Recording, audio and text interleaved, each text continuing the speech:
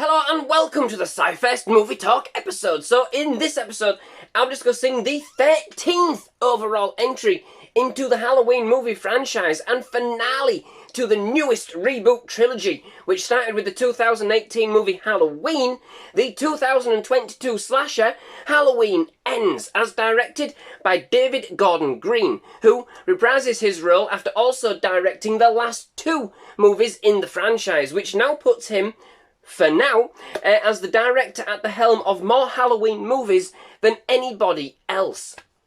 Now, given the way the Halloween Ends is set up, I'm not going to be able to give my assessment, nor even a synopsis, without kind of giving away some of the major kind of plot points away.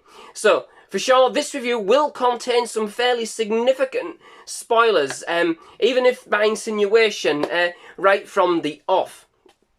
So, if you want to go into the movie with blissful ignorance, then please do switch off now. But of course, do please drop back once you have watched the movie and let me know what you thought. So then, Halloween Ends. And I would suppose the big question on everybody's lips is, does it? Does it really? After now 13 such installments into what amounts to being a very mixed bag of a franchise in terms of both quality and continuity, is this finally it for the series' main antagonist, serial killer Michael Myers? Is this his final Halloween holiday?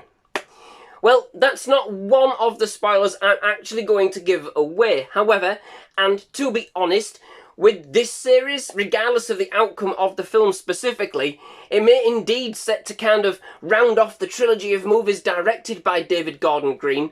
But in the end, Michael Myers is such a horror icon, I'm sure somebody at some point in the future will look to bring him back for yet another reboot, rehash, sequel, prequel, requel, or whatever else is in fashion at the time.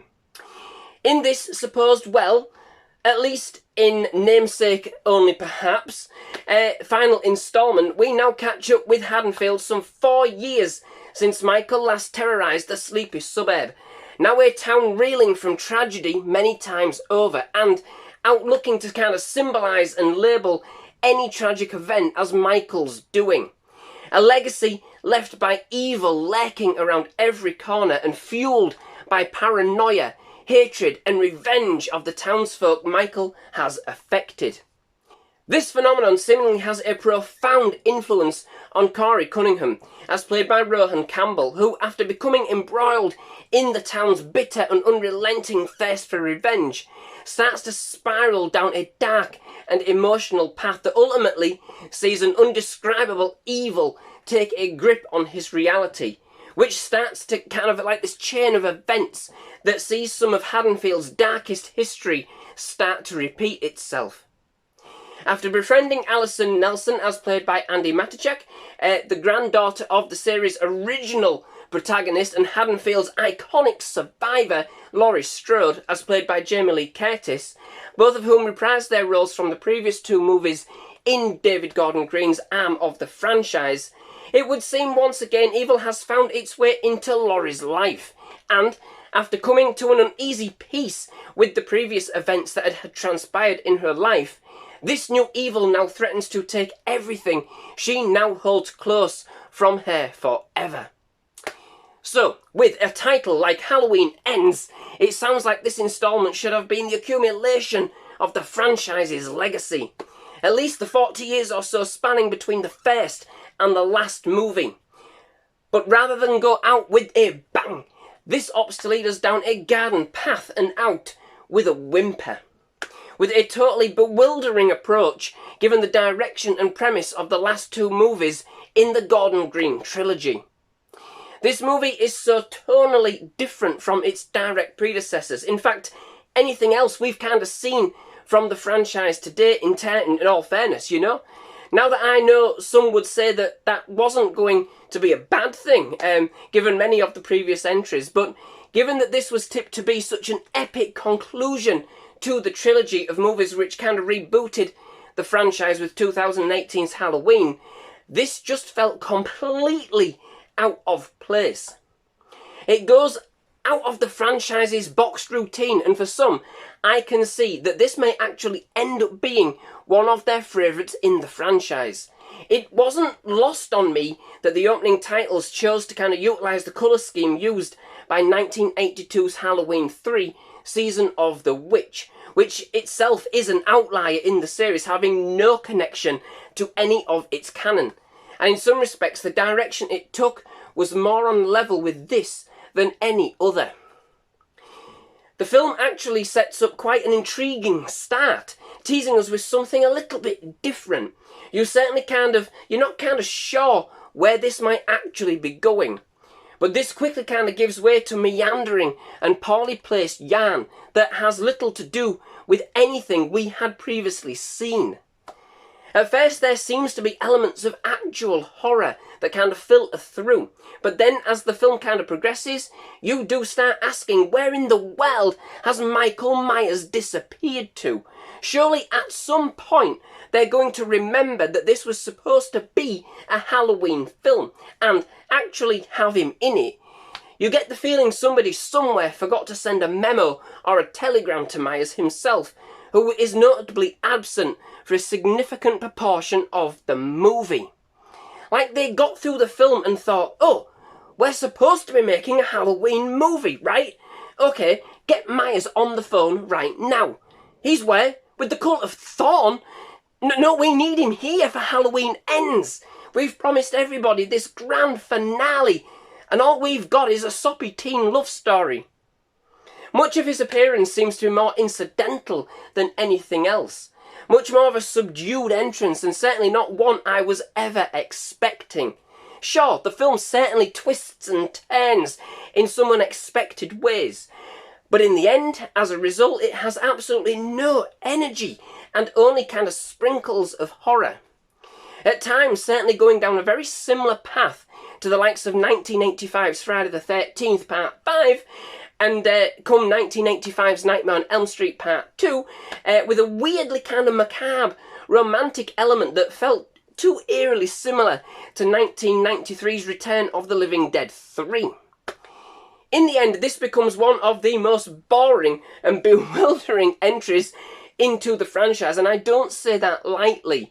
Definitely perplexing for me when you consider this was supposed to be a trilogy, when this entry ends up being so tonally different and jarring against the previous entries.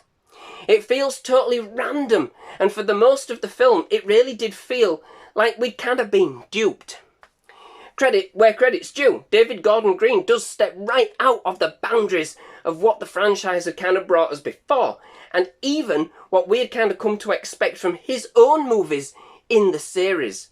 But this is a hard watch. It is not an easy digest by any stretch. To a point, it made Michael feel real, fallible, like he could be killed. But therein lies the point. For me, that's not really why I end up watching these films. I know what they're like. I expect Michael to be the killing machine he's destined to be. And this wasn't even close to what I would have expected. I admire its tenacity to go in the direction it did, but this wasn't for me. I'm not saying I wanted a carbon copy of what had gone before.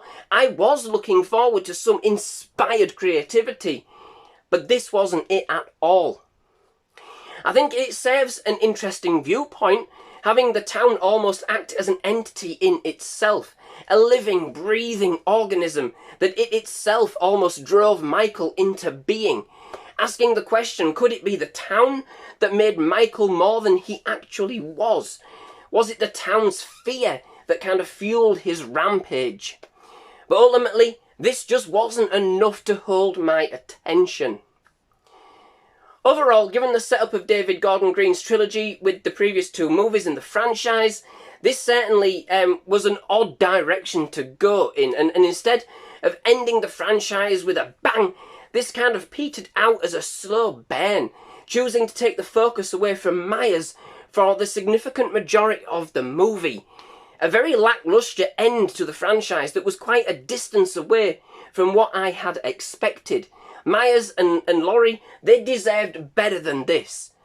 This is a tired and drawn-out third act, and it's a shame we don't get to see Michael in all his iconic splendour.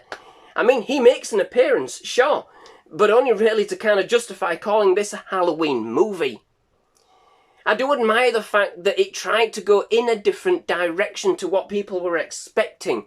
And I think overall, the cast do an absolutely amazing job, you know, with what they had to work with. But sadly, this one did not resonate with me.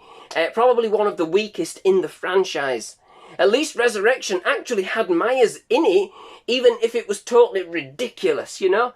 This doesn't even have that kind of fun factor that at least would kind of make the whole affair at least somewhat enjoyable. This ultimately just felt draining, you know, and left you with a kind of a more than puzzled feeling by the end. The only thing that really is for sure that after 13 movies, I have certainly got the money's worth out of this t-shirt. But anywho, that brings me to the end of this episode. Many thanks for watching. I do hope you've enjoyed it.